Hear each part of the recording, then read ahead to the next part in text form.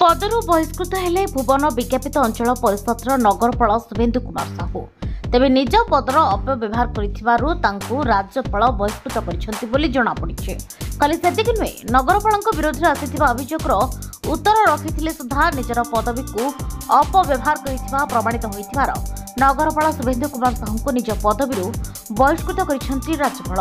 आउ एभली निष्पत्ति को नहीं भुवन बीजेपी महल में खेली जाइछि खुशीर लहर फुटेबार कारण है जे 12/11/2024 आम अनस्थ आनिलु शुभेन्दु कुमार साहू जे कि भुवन नगरपाल थे दुर्नीति एकतरफा शासन मन इच्छा अत्याचार जो विरुद्ध में 12/11/2024 अनस्थ आनिलु से अनस्थ को सी केमी बाइकाट करेंगे केस लड़ी लड़ी आज को बोधे हो 9-10 मास किंतु सरकार 53 एक्ट जो से काट खाइला तार केस काट खाइला आज से नगरपाल कटिले आम आज खुशी है बाण फुटेबू जहा हो आज गोटे भल दिन जे कि भुवन जो गणेश पूजा मेलन जो प्रभु श्रीराम जो